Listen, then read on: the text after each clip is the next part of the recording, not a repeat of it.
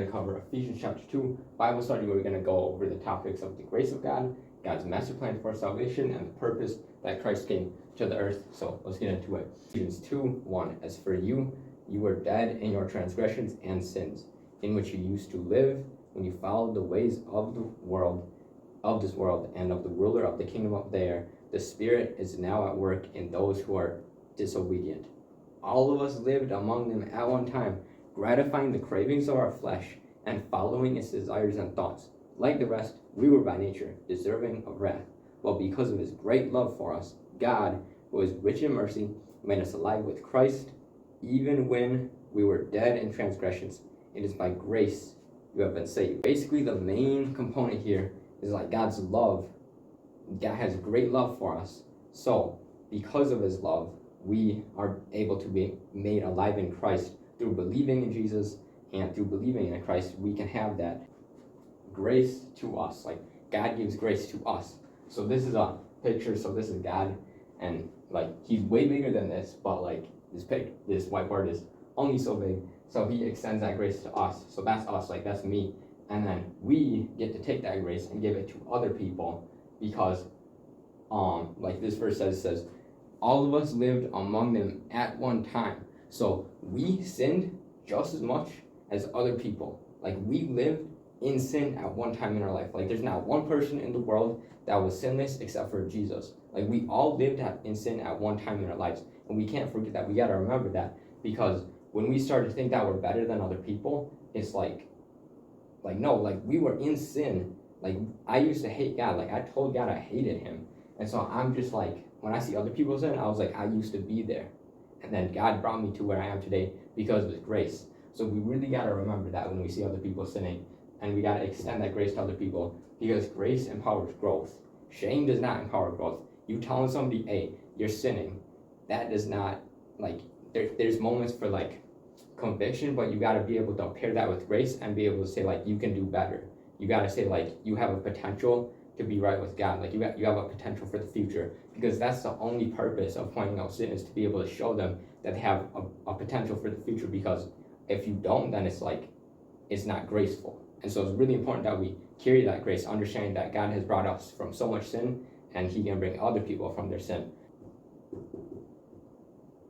We were all sinners. And so the question I have for you is, who is somebody that you can show grace to? God's master plan for salvation, Ephesians 2:6-10. Let's go.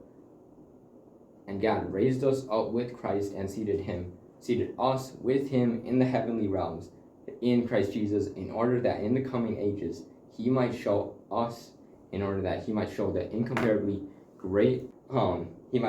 incomparable riches of his grace expressed in his kindness to us in Christ Jesus.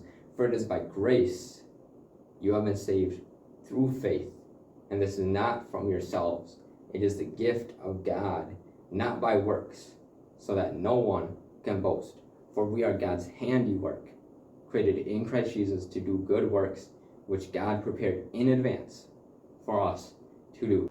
His master plan for salvation is, and also, like, if you try to know this Bible, it's got like questions on the side. It's super cool. I love this. I've been reading it for like ever since I was in high school. You check it out in the description of this video. And so God's master plan for salvation is grace. Like, grace is how we get saved. So it's like in Ephesians 2:8, for it is by grace you have been saved. Like, literally grace, nothing else. Not by works, so that no one can boast. Not by works. Like, some works that people think get them saved is like not sinning.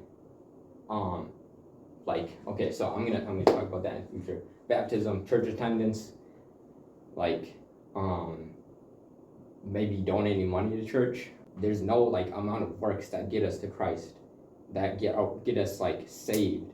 Like, we want to put in like effort to like get closer to God, but we do not like earn salvation. We can't earn salvation. It's impossible, because in 10 it says like we have a desire to do work, and that's a good desire. So, for we are God's handiwork, created in Christ Jesus to do good works, which God prepared in advance for us to do. So just look at the order of these verses. Like, 10 is after he's saying that we are saved by grace, because works follow grace and works follow salvation. Like, the order of the verses is so essential, because the order of the verses is basically the order of like our lives and everything. So it's like grace, so it's like sin, like being dead in sin in the beginning. So dead in sin covered in these verses, grace to us because we were all sinners at one point, and then being saved through faith by believing in Jesus and God, because like not everybody has faith in this world, and that's why not everybody is saved, unfortunately. So that's why we gotta show grace to those people, and it's a gift of God, and then works follow that basically. So it's not by works follow salvation, works don't get us to salvation. The purpose that Christ came is covered in these following verses: citizenship in Israel, and foreigners to the covenants of the promise, without hope and without God in the world. But now in Christ Jesus, you who once were far away have been brought near by the blood of Christ. Like that's so important and essential to remember. Like it's super essential for us to remember that at one time we were far from Christ. And if you have a salvation, like if you have a relationship with Christ and with God, and you're at this point, like remember like how far God has brought you to being in a relationship with Him. Like that's super amazing. Ephesians 2:14 says, "For He Himself is our peace, who has made the two groups one and has destroyed the barrier, the dividing wall of hostility, by setting aside in His flesh the law with its commandments and regulation." His purpose was to create in Himself one new humanity out of the two, thus making peace, and in one body to reconcile both of them to God through the cross, by which He put to death their hostility.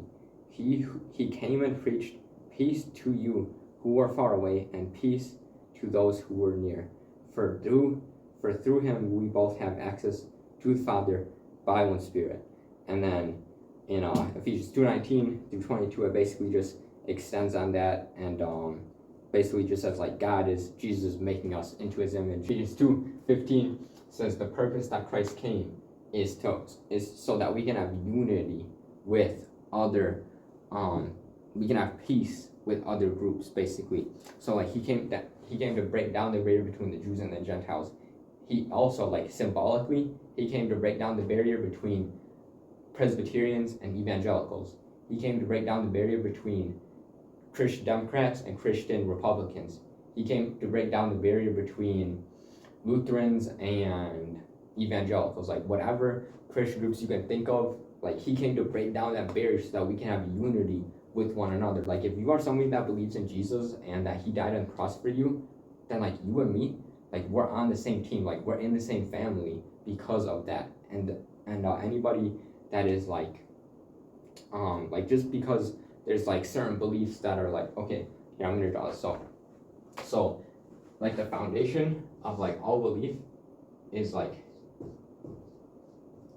Jesus and like dying on the cross. And then like let's say, I don't know, you guys have a different stance on like a political issue. I don't know what's a political issue. Guns. Yeah. Let's say guns. This is a very nuanced issue, and I don't even know like where I would stand on it. This is the most important thing. Like you can talk about this, but you should never be like, they're not my brother, they're not my sister, we're not on the same team because we disagree on this. We can disagree on these things, absolutely. And understanding that Jesus is the foundation and He unifies us because He is the foundation, gives us power to be able to have different opinions about that kind of stuff. And that's okay to have different opinions about that. And like politics is just like, there can be Christian Democrats, there can be Christian Republicans, and try to have unity, like try to be friends with people that are like in different Christian groups. Like me and like I was literally on campus today eating with another dude that's in a different campus community group than me, like Christian campus group than me, because I want to have unity with him. And the reason that Jesus came was so that we can have unity together. And so that's what we're doing. I'm like walking in that purpose that Jesus like came to bring to the earth. Understanding your identity in God is super important. So check this video right here in Ephesians chapter 1, and I'll see you over there. We on.